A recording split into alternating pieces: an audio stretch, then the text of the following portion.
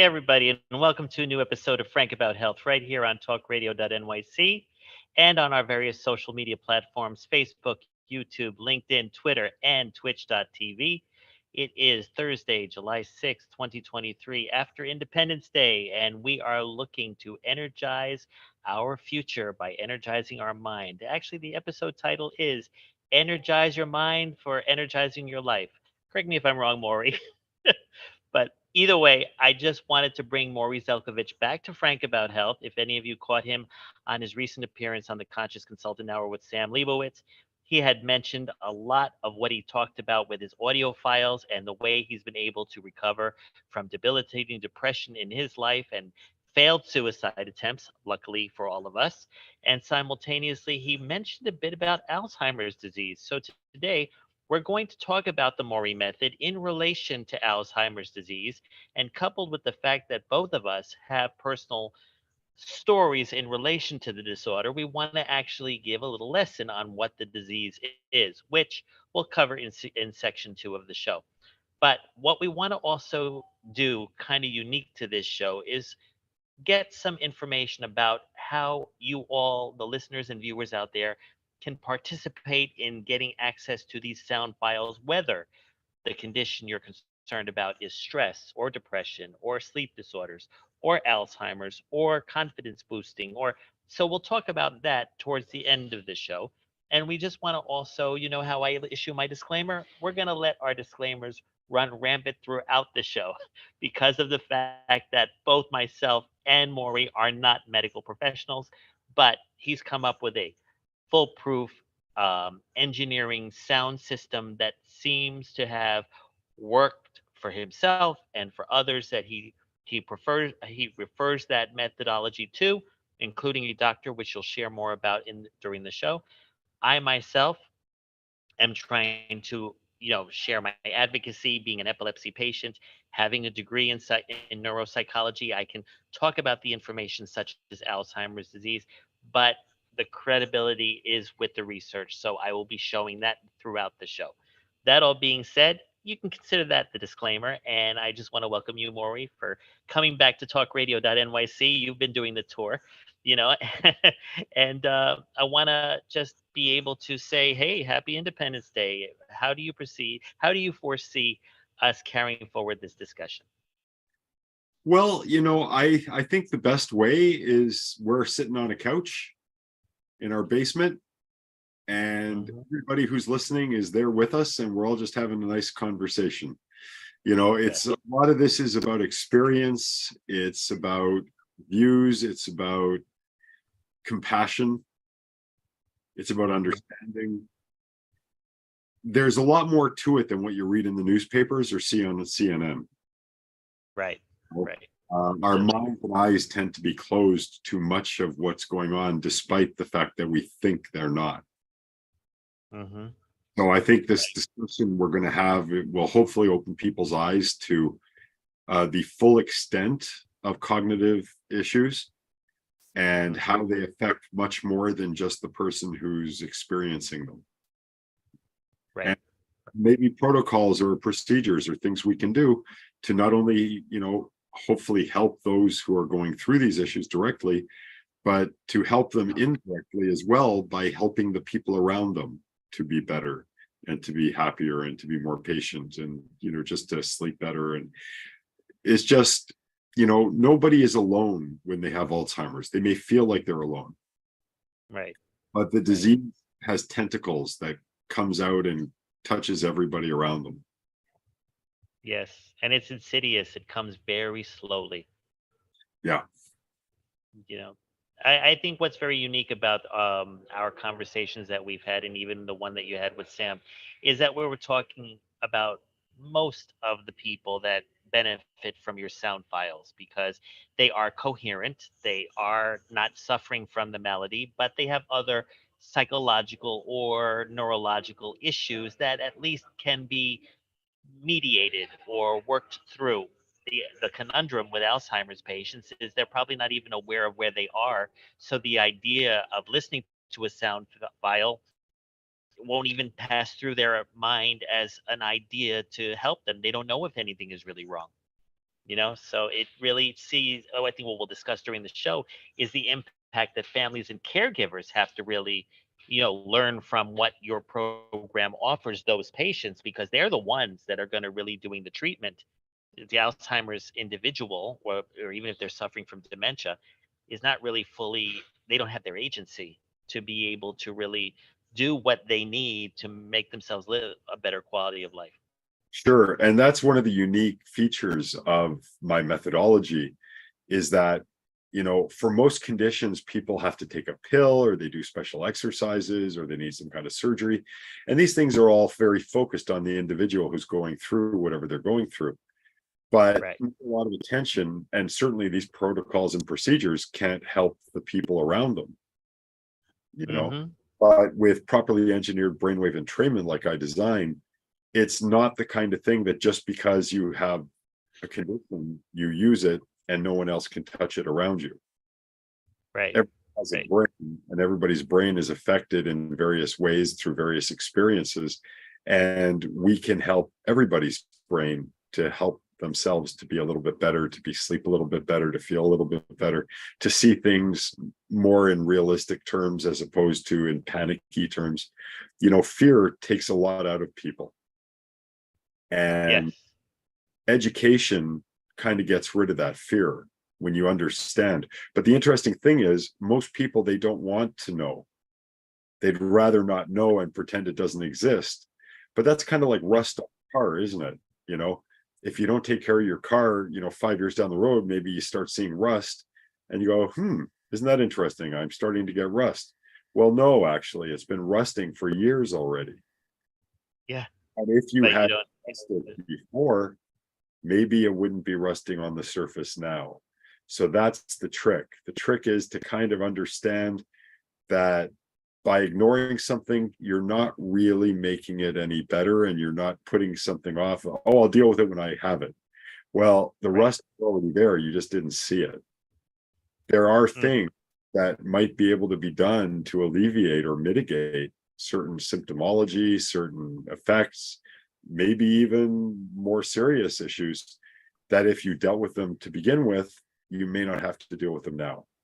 Right. We eat like crap. We use we use Febreze. I hate to mention the product name, but air freshener, you know, all these different things, colognes, perfumes, all these things are accepted in our culture. I see commercials for fabric softeners where someone goes into their towel cabinet like 8 weeks after they did laundry and they go, oh, it still smells fresh and April smooth and like pine trees and whatever.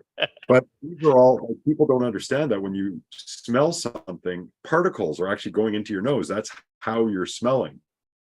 That Right. means that particles are going into your trachea and particles are going into your lungs and particles are getting into your bloodstream. Now, Mm-hmm. maybe a little bit here and there isn't going to do much, but years and years and years of this kind of abuse could be creating problems that we don't have the ability to be able to be, Sherlock Holmes about, to detect that this is the actual beginning of it. The beginning of it is all these stupid air fresheners because when I went to the bathroom, it smelled like, what, and I didn't like Right. that smell. I like lilacs. So I'd be spraying like tons of lilac garbage. I'd feel it like landing on my skin and I wouldn't think twice about it because, hey, they sell it in the store. How bad can it be? But think about it. They sell cigarettes too. Those aren't exactly good for you, right? So Right.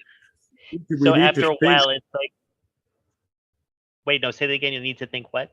we need to think more proactively. We need to start thinking about the consequences of what we eat and what we drink. And just because something is, unfortunately, our world kind of rotates around money. Mm-hmm. Yes, that's true. And that's unfortunate because, life, comfort takes a back seat. Mm-hmm.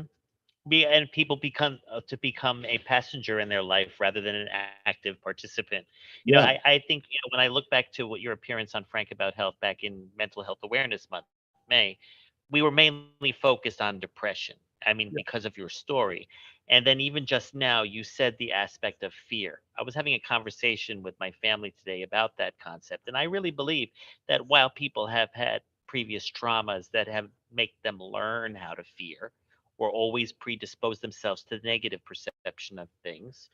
Fear can somehow also be kind of programmed by yourself. You can make fear happen if you want to have it, especially if there's some strange comfort that you have. Sometimes, like you said, it could be the lack of education that fear blankets or doesn't expose and makes people panic when they are faced with that, because it's sort of like people not being able to handle the truth, to quote a film, sort of.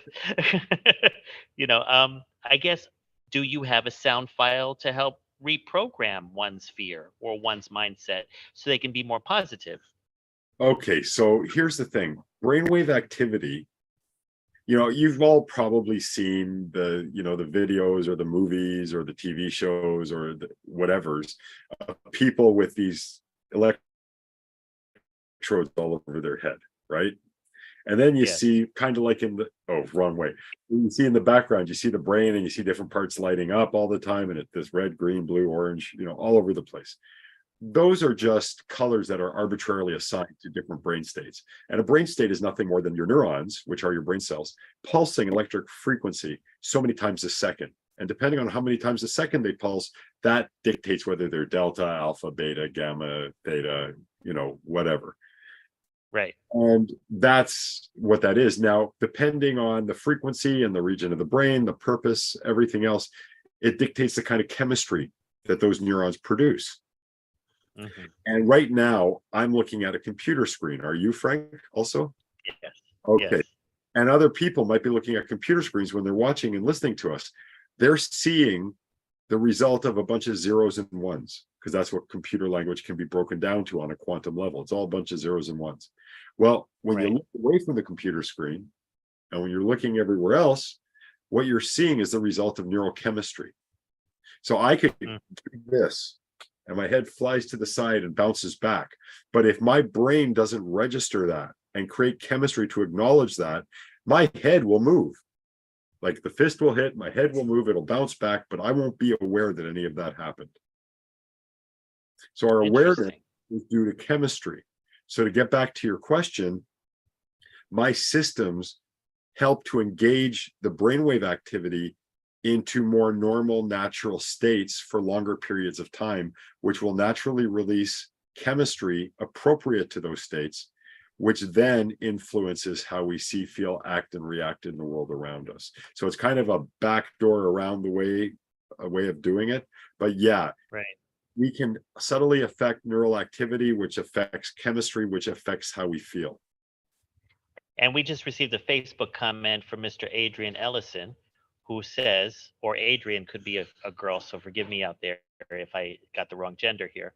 But the quote from Adrian is, "I think fear is natural. Everyone will experience it." And you've just eloquently stated that through brain chemistry. It is natural. It's just that I gather. Sorry, it's a defense. It's a nature's way of protecting us because it gets cortisol going, it gets adrenaline going, it saves our lives. The problem is when that state is activated for extra long periods of time and too often, that's the problem with fear. Fear is necessary. We need fear. Fear is good, but not all the time. And that's where brainwave entrainment comes to help to save the day, so to speak. And then I guess those that are living on fear all the time, just they overused it or they faced traumas that they were not able to resolve, that their brain is kind of conditioned to become predisposed to being the standard, which is not the norm. Now, that all being said, we're about to take our first break, but when we return, we're going to look at those people that have no control over their brain chemistry, and that is when Alzheimer's sets in. So please stay tuned right here on Frank About Health on talkradio.nyc. On all of our socials, please keep the comments coming from Facebook, Twitter, Twitch, YouTube, and LinkedIn. And we'll be back in a few.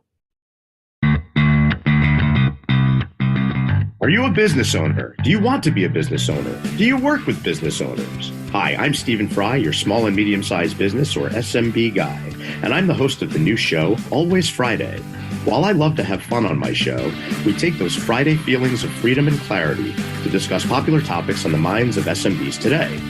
Please join me and my various special guests on Friday at 11 a.m. on talkradio.nyc. Are you a conscious co-creator? Are you on a quest to raise your vibration and your consciousness? I'm Sam Leibowitz, your conscious consultant, and on my show, The Conscious Consultant Hour Awakening Humanity, we will touch upon all these topics and more. Listen live at our new time on Thursdays at 12 noon Eastern Time. That's The Conscious Consultant Hour Awakening Humanity, Thursdays 12 noon on talkradio.nyc.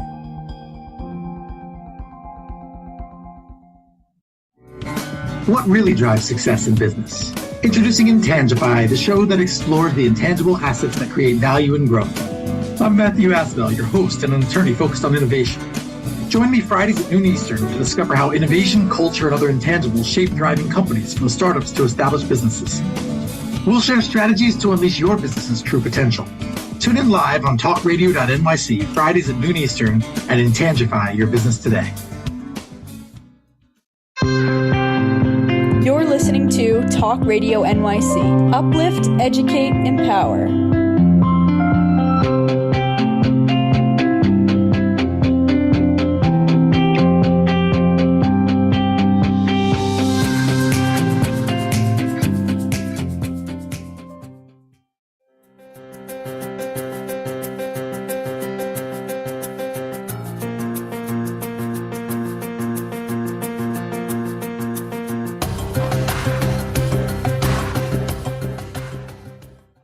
Welcome back. I see during the commercial break, Adrian was getting back to our comments, and Adrian agrees that fear is not happening all the time, and that Adrian is sure that it's not healthy at all if it is. Now, here's the situation. We're talking about energizing our mind to energize our life and our future.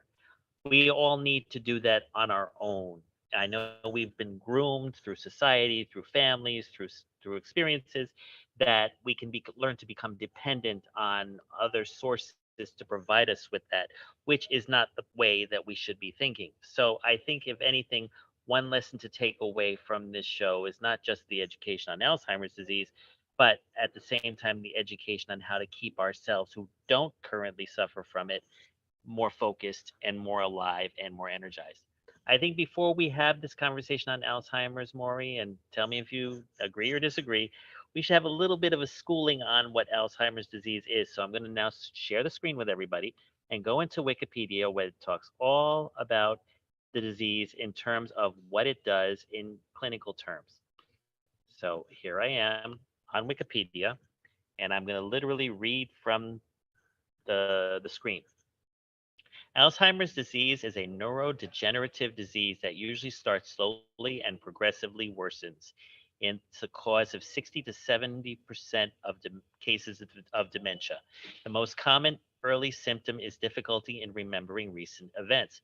As the disease advances, symptoms can include problems with language, disorientation, such as getting lost, mood swings, loss of motivation, self-neglect, behavioral issues, and as a person and their condition declines, they often withdraw from family and society.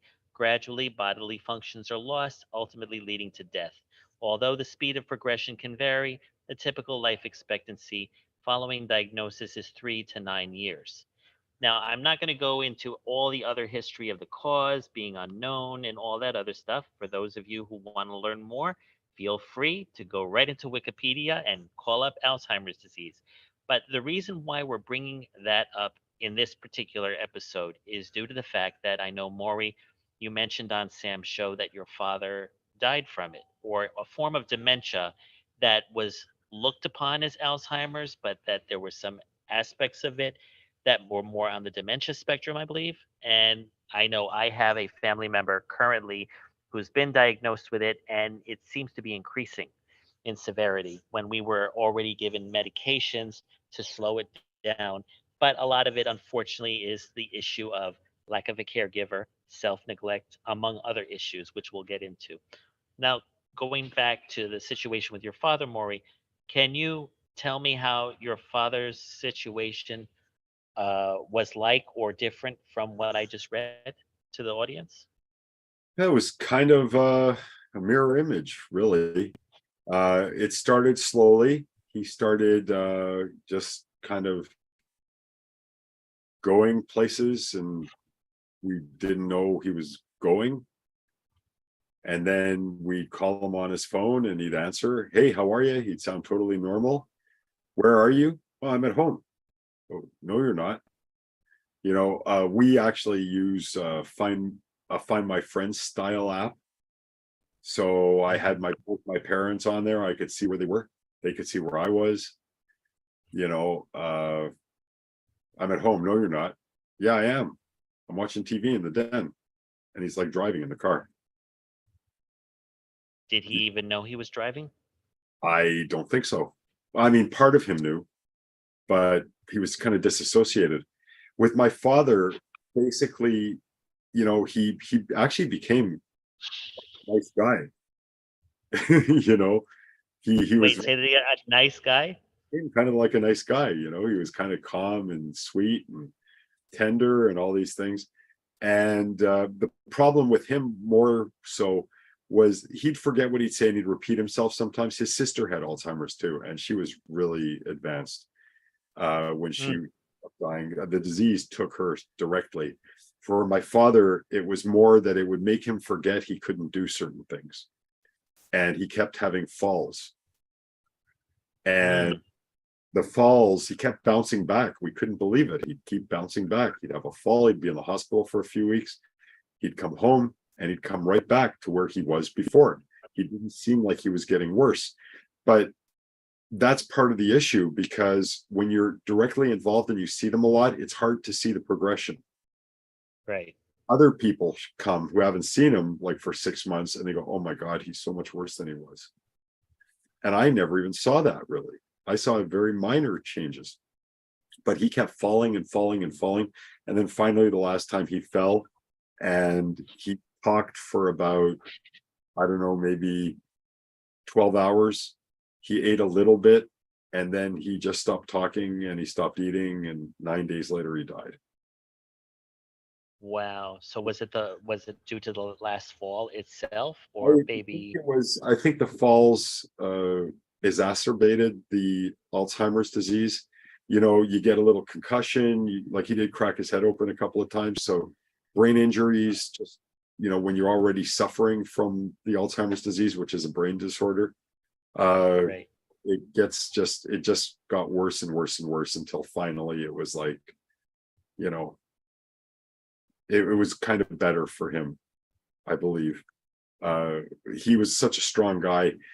I know people out there are not going to believe this, but we were talking about this earlier, Frank. My dad, when he was about 17, 18 years old, he could actually hold himself up parallel to the ground with his hands around a lamp post, like a street light post. And he could hold himself with his arms horizontal to the ground. He wasn't held up by wires like Superman or something, but literally do that. His family was from Poland, and his brothers were actually used to be circus strongmen. So when you have he must have learned that as part of the circus. He wasn't in the circus. I don't know. He wasn't in the circus, no, but he was that strong. And for him, it was like nothing. It was like he was from Krypton or something. He didn't know he was from another planet, but he obviously was, because he had powers and abilities far beyond those of mortal men. And but the thing is, part of the, there's so much involved. Like, imagine the moments of lucidity when you remember how you used to be, and now you're not that way. And you used to be so sharp, and now you're confused. And you used to know what you were doing and where you were, and now you don't know why you're here. I mean, it's very common in Alzheimer's, especially in the early stages, for someone to be driving, stop at a traffic light, and then not remember why they're in the car. Incredible. It's like flicking a switch. It's on and it's off. And it's not like, so it's not just the disease that's horrible, but it's what it does to the people when they're lucid again. Because most people with Alzheimer's, in my experience moments of lucidity, where their minds are relatively clear. Yes. And it's like a tease. It's like the old Charlie. If none of you have ever seen the Charlie Brown cartoons, do a search on YouTube for Charlie Brown with Lucy and kicking a football. Yeah. And that's what it's like. It's like constantly have, you know what's happening, you know what's going on, and then the football gets pulled out just before you're about to kick it, or the carpet gets pulled out from under you and you go flopping to the ground. It's a devastating disease, not just from the disease aspect, but what it does to you psychologically. Yeah, it teaches you how to distrust. And then, of course, in turn, learn to distrust yourself. Yeah, and then it's so hard on the people around you too. And then you Right. get influenced by, like, look, where most of us who are watching and listening to this are relatively healthy. And, just imagine you're dealing with a family member who's going through this. It's tough. Mhm. It's tough on your Yeah. patient, tough on your emotion, it's tough on your life, it's tough on your time. If you have a marriage or a relationship, it's tough on that. But you know Right. what? On top of all of that, it's very difficult for that person who's directly related to not be worried, is this me in 20 years or 30 years or 40 years?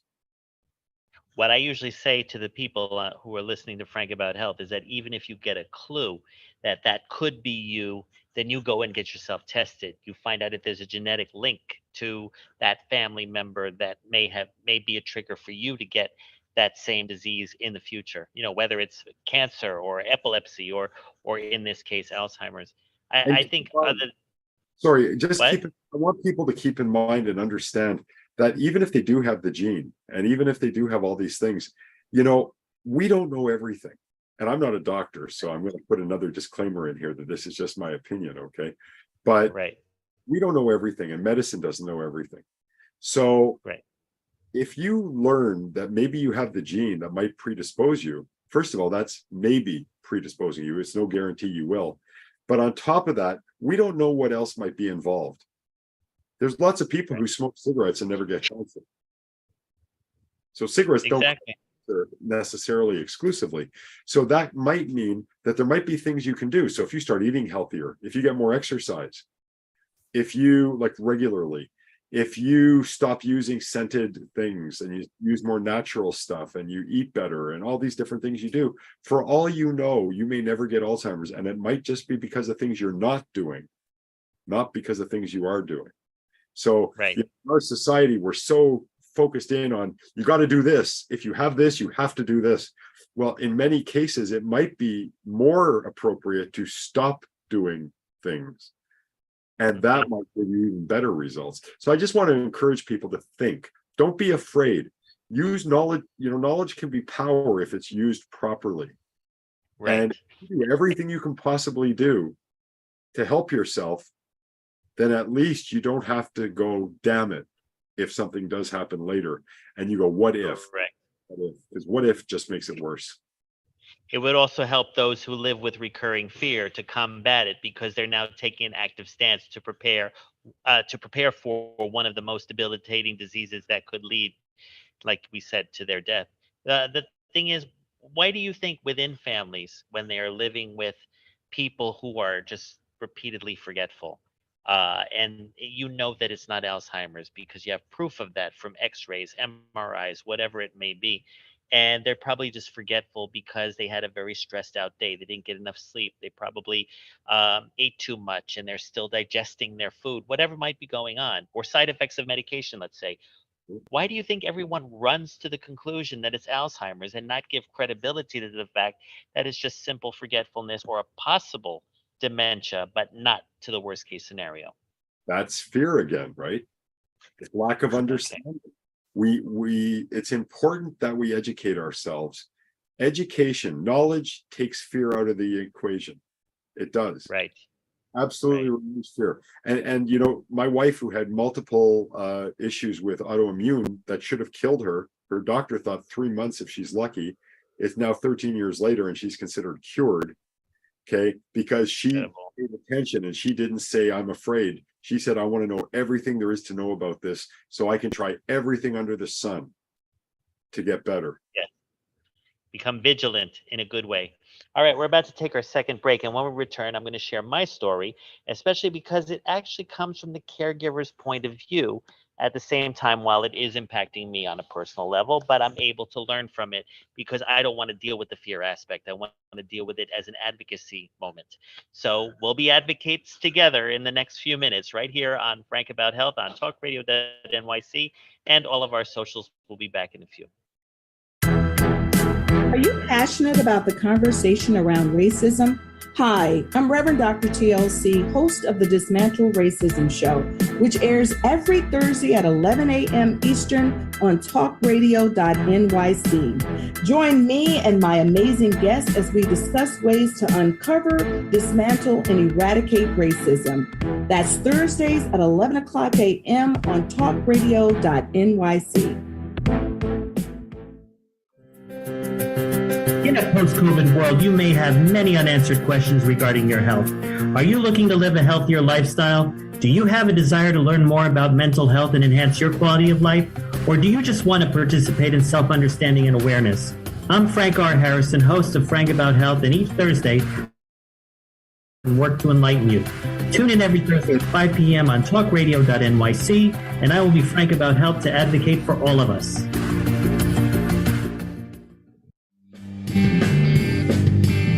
Hey everybody, it's Tommy D, the nonprofit sector connector, coming at you from my attic. Each week here on talkradio.nyc, I host a program, Philanthropy in Focus. Nonprofits impact us each and every day, and it's my focus to help them amplify their message and tell their story. Listen each week at 10 a.m. Eastern Standard Time until 11 a.m. Eastern Standard Time, right here on talkradio.nyc.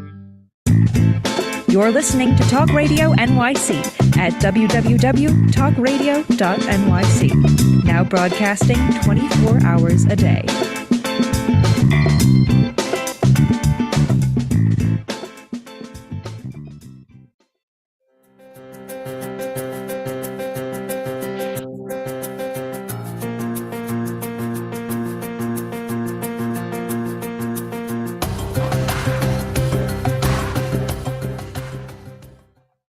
Hey, everybody, welcome back. First of all, I want to say we are airing today or broadcasting today from the NYU Langone Health System, courtesy of the NYU Langone Comprehensive Epilepsy Center, NYU Psychiatric Associates, as well as a lot of the other neurological centers that they have built up over the last several years.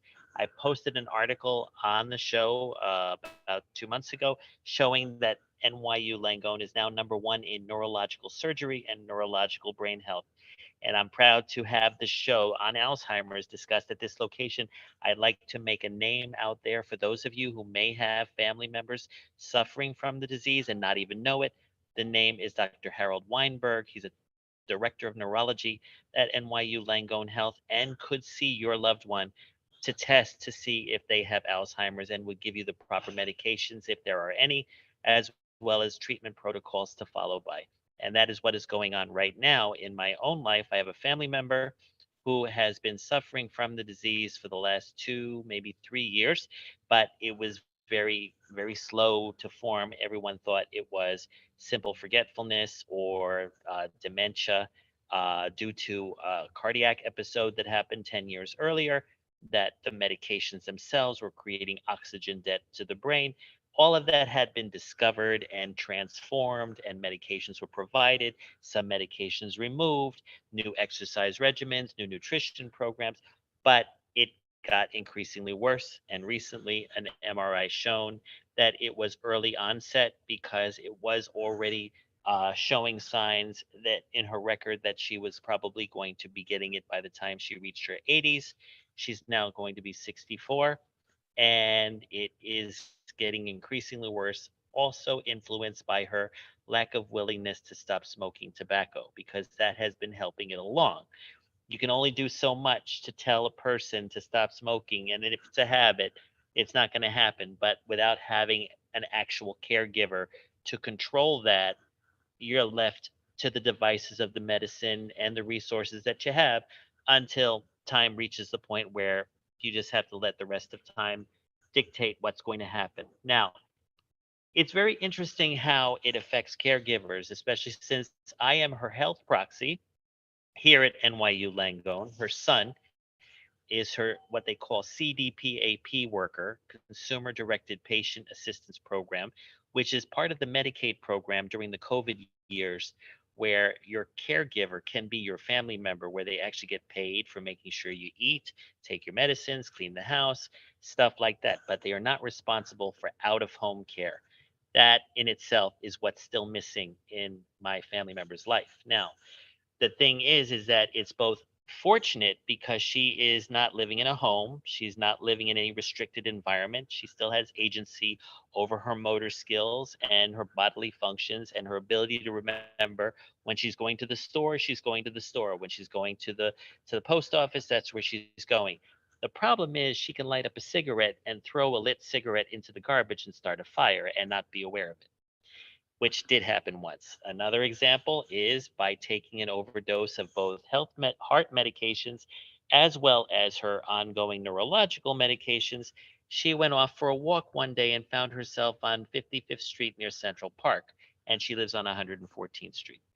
But it took her friend who lives near her to go in a taxi cab, find her, and bring her back home. And since then, her son has been making sure that wherever she goes, there's a tracer on the phone to know where she is in case there's any discrepancy in her pathway. And luckily, we could say that that hasn't happened since. Now, more recently, when I was taking her to a doctor's appointment, and I'm sharing this part with you, Morry, because I think you can understand, she was basically not coherent as to why we were going to the doctor after I had already called her 3 days prior.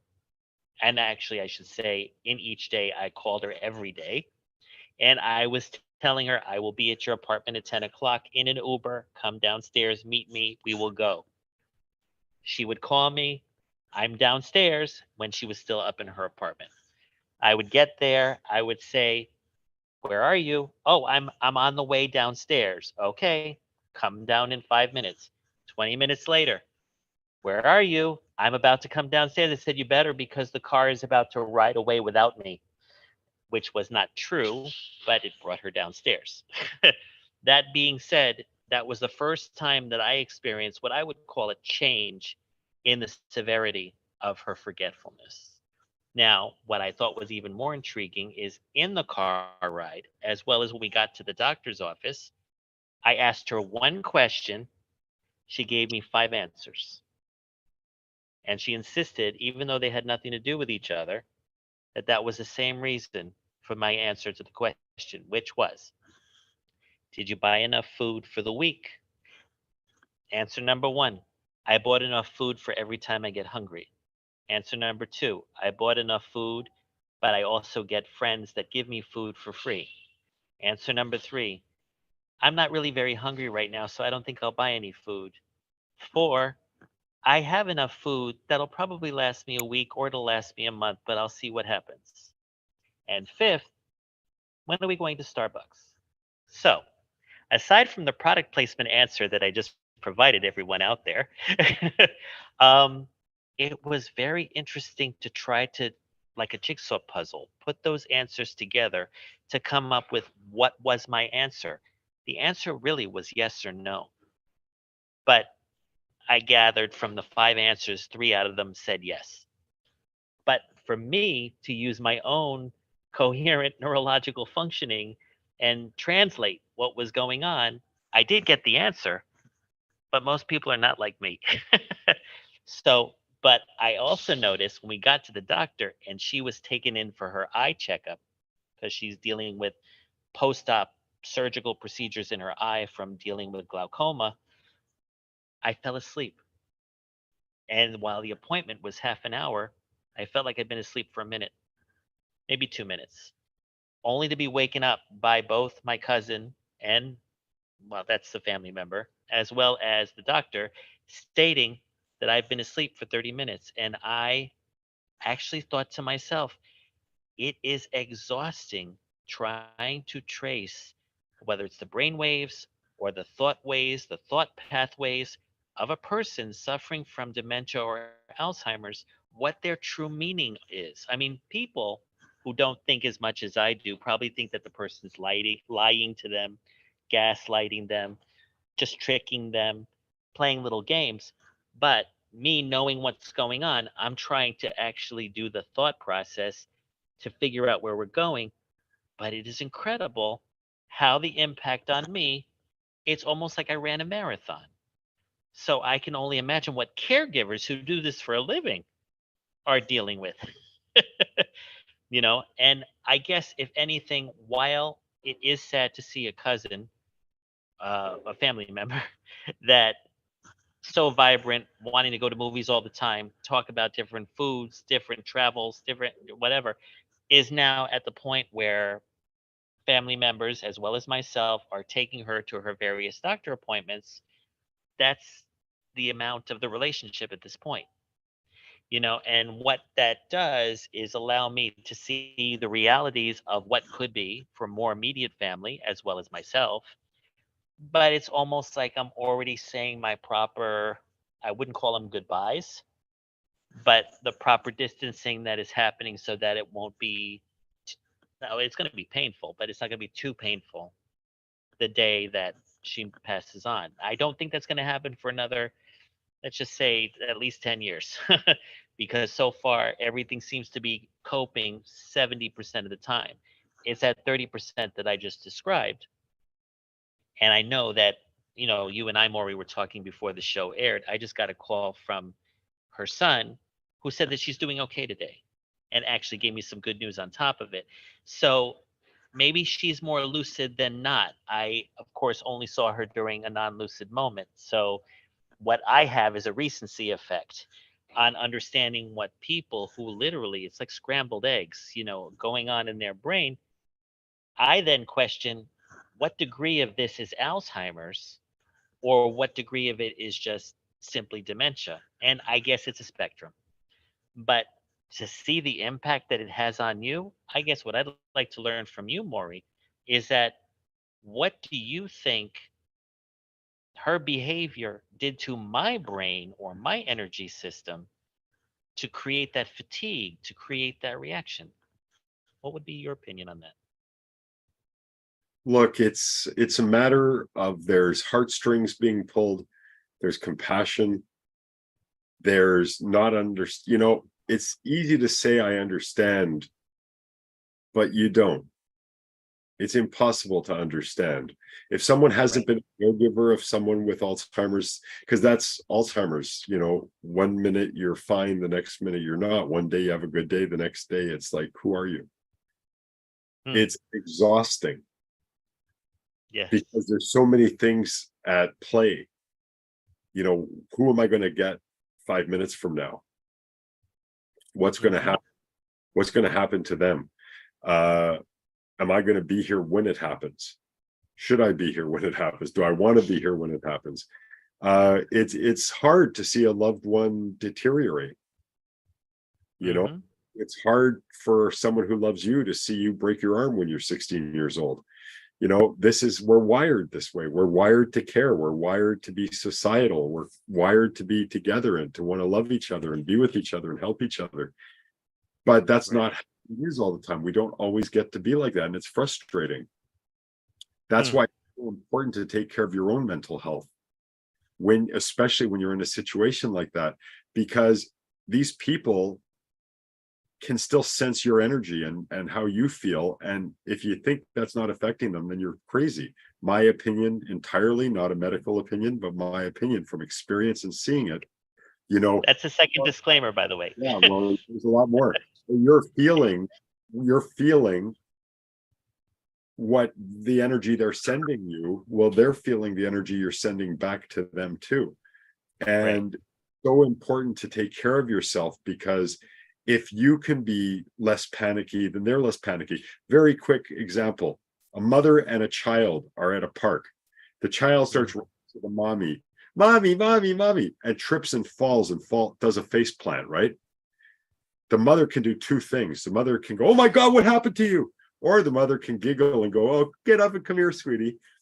9 out of 10 times, the kid who fell, when the mother says, come over here, sweetie, the kid will get up, brush themselves off and start running back and giggle. But if the mother freaks out, the kid's going to freak out. Crying and panicking because the mother's crying. Something's wrong. I don't know what's wrong, but mommy's crying, so I must be, have to cry too. Our energies influence and react with each other. we need to take as much care of ourselves as we do as our loved ones, because that influences not just us, but it influences them as well. And we just need to understand that everybody needs to take care of everybody. And you're not being a very big help, even if you want to be, if you're not willing to take care of yourself too. Because if you're a man, how are you going to help someone else? Well, if anything, this sounds like energy healing in its own way. And we're about to take our final break. So when we return, I want you to go right into the Morry Method in dealing with Alzheimer's patients. I know you've shown me, and you even showed it to Sam, your bone speakers, I think you called them, as well as your audio files. I'd like to learn more about them in relation to Alzheimer's, because if anything, which is opposite to those not suffering from Alzheimer's or dementia, it will benefit those to use those treatments for the caregivers and the family members that are living with that energy as they deal with those people. All right, ladies and gentlemen, we will return and wrap up the show with the Morry Method and how to energize our lives for an energetic future right here on talkradio.nyc and all of our socials. We'll be back in a few. What really drives success in business? Introducing Energize, the show that explores the intangible assets that create value and growth. I'm Matthew Asbell, your host and an attorney focused on innovation. Join me Fridays at noon Eastern to discover how innovation, culture, and other intangibles shape thriving companies, from startups to established businesses. We'll share strategies to unleash your business's true potential. Tune in live on talkradio.nyc Fridays at noon Eastern and intangify your business today.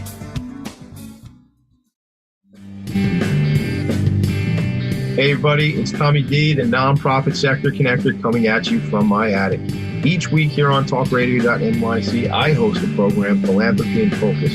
Nonprofits impact us each and every day, and it's my focus to help them amplify their message and tell their story. Listen each week at 10 a.m. Eastern Standard Time until 11 a.m. Eastern Standard Time, right here on talkradio.nyc. Are you a conscious co-creator? Are you on a quest to raise your vibration and your consciousness? I'm Sam Leibowitz, your conscious consultant, and on my show, The Conscious Consultant Hour, Awakening Humanity, we will touch upon all these topics and more. Listen live at our new time on Thursdays at 12 noon Eastern Time. That's The Conscious Consultant Hour, Awakening Humanity, Thursdays 12 noon on talkradio.nyc. You're listening to Talk Radio NYC at www.talkradio.nyc. Now broadcasting 24 hours a day.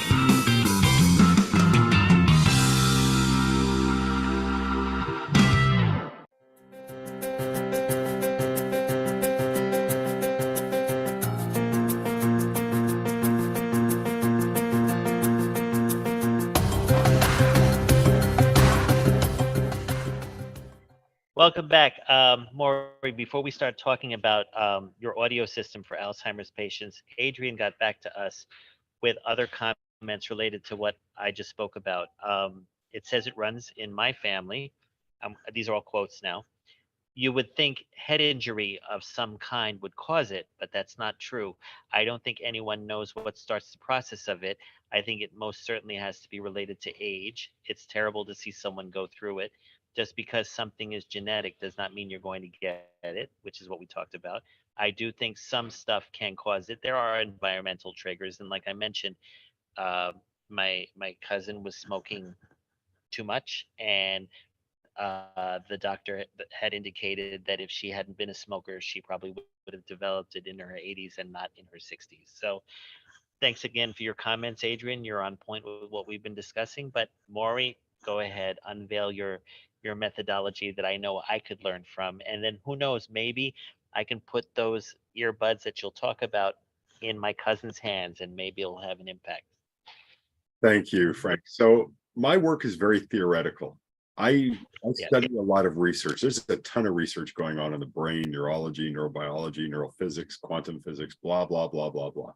You know, all these big words that mean nothing to most of us. But I follow the research very carefully. And as I said, my work is highly theoretical. So some of the research I've been reading and seeing often is that there's certain brainwave activity that seems to be missing in people with Alzheimer's disease. For instance, in gamma frequency range, which is very fast, and also in an area in kind of like a low beta known as the SMR, sensory motor rhythm. So it's been shown that most of us produce something called the beta amyloid protein. And it's kind of like it kind of acts like it gets in the way of the neurons' ability to communicate with each other. Hence the problem with memory and knowing where we are. The signals aren't quite getting through. Now, the way I understand it, everybody develops these, this gunk. Let's speak English. Everybody develops this gunk. But when we sleep, it apparently gets cleaned out by natural processes. For example, gamma waves. For example, when we sleep, delta waves. Right. It's relatively well known, or assumed anyway, that as we age, we tend to experience less delta in our sleep.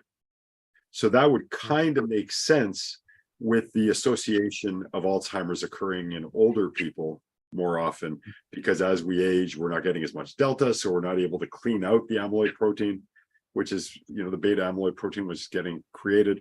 This is all theoretical, right? So my work is based in frequency. It's based in wearing headphones, or these are bone conduction headphones that vibrate a lot. And the idea is that if we can get the brain, or if I can get your brain to start reproducing these signals that maybe it's not producing anymore, this sensory motor rhythm, this gamma frequency, that maybe it will help the brain to do what it does naturally. If we can get your neurons to pulse really fast at the gamma rate, then the idea behind it is that maybe we can get the brain to start clearing out this beta amyloid protein again. Right. And maybe we retrain the brain how to do it, or maybe people have to listen an hour every day because their brain no longer has the capability of producing it on its own, but it hopefully still has the ability to do a monkey see, monkey do, or follow the frequency. There's a property of the brain called the frequency following response. People who have been watching us, and we've been watching each other, every time there's a break, they play this great music and we're doing this, right? Yes. I'm not thinking about doing it. I'm not tapping, like you probably saw my chair moving too. I'm not tapping my feet on purpose. It's just happening.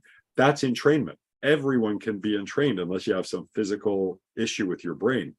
But like 99% of the people get entrained every day anyway. It's just a different type of entrainment. So the idea is that I expose you to these frequencies. Your brain then, the idea is that your brain follows these frequencies, and hopefully the reestablishment of the connection brings the reestablishment of natural processes that will clean it out. That's the that's my way of doing things. Now, that being said, these are bone conduction headphones. They don't go in the ear. They go, I'm going the wrong way. They go into the little fleshy area over top of the ear, the bone, and they vibrate more than the speaker, because everything is vibration. No one's hearing you or I speak, Frank. What's happening is, and if everyone knows where their speakers are on their computers or their phones, put your finger over while I'm talking now, and you'll feel vibration. Right. That's what talk is. It's vibration. That's what any sound is. It's vibration. And that vibration gets interpreted by the brain as sound, what we call sound. So because of that, if you use this, that really means that you can hold these in your hand, because there's new research showing not just light and sound, like what I do in my Revitamind Ultra program, but if you get tactile stimulation for an hour in the gamma frequency, it's been shown in some research to stop cellular death in a mouse. Now, mice seem like they're pretty far away from us, but genetically speaking, just a couple of little tweaks here and there, and a mouse is a human. A couple of little tweaks, you're a mouse. There, you're a mouse, Frank. Okay, go get some. So that's the thing. So now I'm creating a system. People can buy these for like, they used to be really expensive, like $200. Now you can buy them for like 15, 20 bucks on Amazon. If you're in the US, even these, I'm in Canada, these cost me 30 bucks and they were sufficient. I sit every day now when I'm watching television with my wife, whatever, and I'm playing an hour-long recording I created in my hands, because in a mouse model, they vibrated the floor. Mice are on their paws, right? For an hour. Yes. And in the mouse model, it literally showed it stopped cell death after, I think, 6 weeks. Now, keep in mind, these are early tests. These are these, but you know what? This can't hurt you. Why not? Right. It might be the key to your future. It might do nothing, but if it can't hurt you, why not try it? So that's, I think, is important. Would it be for more me, or would it be for more my more, cousin? I mean, I think this would help anybody, but this has been tested in mice with Alzheimer's disease, basically. With a buildup of the amyloid protein in their brains. Because what happens is they actually measure the protein before and after. And they saw changes. The mice who were tested with this, with the tactile stimulation, actually showed signs of increased cognition. So not only were the cells healthier in the mice, okay? Right. This one study I read, so I'm not making a claim, I'm just repeating what I've read. But that being said, it's showing a change. They show a lessening of this. If this can work with humans, just imagine it, because right now they have medicines that they think can hopefully slow it. But medical science doesn't admit that there's anything that can be done. Remember one thing, we don't know everything there is to know. So just because someone says there is no help or there is no hope, does not mean there is no hope. It just really means I don't know of any hope. Right. Right. You, some ordinary human being in the world, may come up with the cure, the general cure, because you have a mind and you think. If you have an idea, share it with someone, because you don't know where it's going to come from. I knew 20 years ago, I believed in the vibration. Okay. I believed I have a system already that cognition base tone that you wear on your head like this with headphones. It's not hearing, it's about vibration. I theorized this 25 years ago and I did nothing about it until a few years ago. Incredible. Now evidence is starting to show that it can make a difference. Ladies and gentlemen, for those of you who are interested in getting the sound file, first of all, get those speakers on amazon.ca or amazon.com, and then also send me an email, frankrharrison1@gmail.com, requesting the sound file, and I can refer you to the program that he just spoke about. Because I know you made me an affiliate when we did our other show together. I figure just want to do what I can to promote access to all the programs, but specifically for Alzheimer's, it looks as though that I'll be getting this as well, because at least I'll prevent myself from sleeping at her next doctor's appointment. You definitely did learn a lot from your father's condition, and I'm glad you were able to share that in terms of how you were able to take that experience and really come up with a solution for so many people out there. Thank you again, Adrian, for your comments throughout the show. And we're literally, I think, a little bit over time. But I just want to say thank you again, Morry, for being on the show. We will definitely be in touch about other gatherings and whatever. And you should definitely run the circuit of shows on our network. So I'll talk to Sam about that going forward. Ladies and gentlemen, tomorrow's slate of shows, our business slate is beginning in the morning with Philanthropy and Focus with Tommy D, always Friday with Stephen Fry, closing out the day with Intangify and Matthew Asbell. Coming up on the 21st of July, which is a Friday after Intangify, is our new show, yet unnamed, but the one who's hosting that show will be my guest next week, right here on Frank About Health. Her name is Dr. Mira Brancu, an organizational psychologist who has emphasis on neuropsychology. A lot of her background is in that. And we will be able to talk soup to nuts all about what that show is going to offer the network, as well as offer you guys out there. Thank you again for listening to Morry and I talk about our related Alzheimer's stories, but more importantly, for the lessons of learning, the resources out there available to cope with it and hopefully even change it around as you are watching the unknown develop. It is a way of energizing your future because you're taking action rather than just watching everything fall apart, for lack of a better word. All right, we'll be back next week. Thank you again for listening on today's show. Thank you, Morry, for being here. Thank you, Logan, for all your help in producing the show. And we're signing off, so we'll see you next week. Bye-bye.